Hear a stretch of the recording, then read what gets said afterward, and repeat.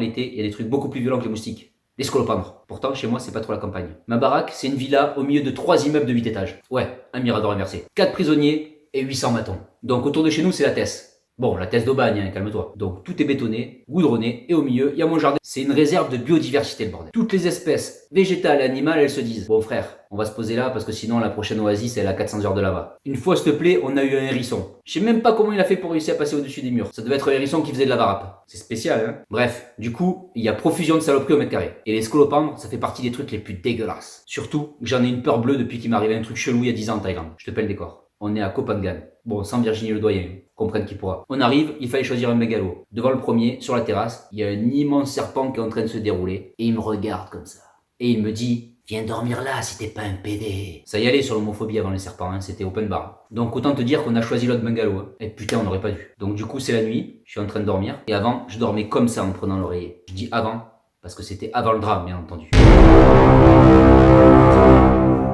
Et d'un coup, j'ai senti une vive douleur dans mon doigt. Du coup, je dis à ma femme, pleine de calme et de virilité: chérie, je crois qu'il y a quelque chose qui m'a mordu. Non, je déconne.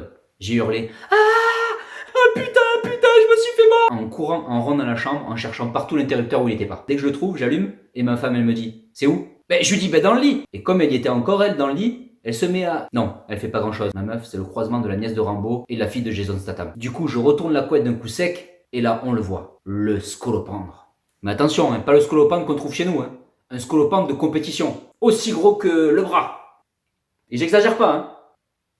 Tu peux. Bref, une bête sanguinaire. Mi-crocodile, mi-boa constrictor. Et là, je commence à sentir le venin pénétrer à l'intérieur de mon corps. T'as beau être l'homme le plus courageux du monde, enfin, je sais pas comment je pourrais le savoir, tu es sur une île. Quand bien même une île sur laquelle DiCaprio a fait une escale. T'es pas serein déjà si t'es normal. Je m'attendais à mourir d'une seconde à l'autre. Ou à minima, à finir 3/4 paralysé. Mais même si tout était perdu, j'ai quand même trouvé la force, à 2h du mat, d'aller réveiller un local de l'hôtel Payotique. Ce qui est déjà en soi un acte très dangereux. Je te rappelle que là-bas, ils pratiquent le Muay Thai. Ouais, la boxe thaïlandaise. Le mec se réveille la gueule enfarinée et j'essaie de lui faire comprendre par quoi je me suis fait mort. Bon, en aparté, il y a pire que les Français au niveau de l'accent anglais.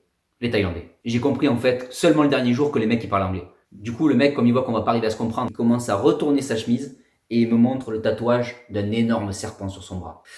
Je lui dis non. Donc du coup, il commence à retrousser son short et il me montre le tatouage d'un énorme scorpion sur son short. Et là, je dis non. En même temps, j'ai failli m'évanouir en me disant que j'aurais pu me faire mort par ce truc. Du coup, il baisse son slip. Ben non, il me crie dessus que si jamais c'était ni l'un ni l'autre, j'étais qu'une sale merde de touriste à la con. Que c'était pas grave et qu'il fallait que je laisse dormir. Oui, j'ai fait thaïlandais 3e langue. Du coup, on s'est mis à errer comme des âmes en peine dehors, on voulait pas retourner dans la chambre. Heureusement, il y avait un autre Thaïlandais qui passait par là, et il est venu m'apporter une mixture à passer sur mon doigt qui avait triplé de volume. Il m'a fait croire que la mixture avait été fabriquée par sa grand-mère et qu'elle était spécialement pour les morsures de scolopendre. Mais bon, j'ai très bien compris qu'il m'avait juste refourgué les invendus de Baume du Tigre.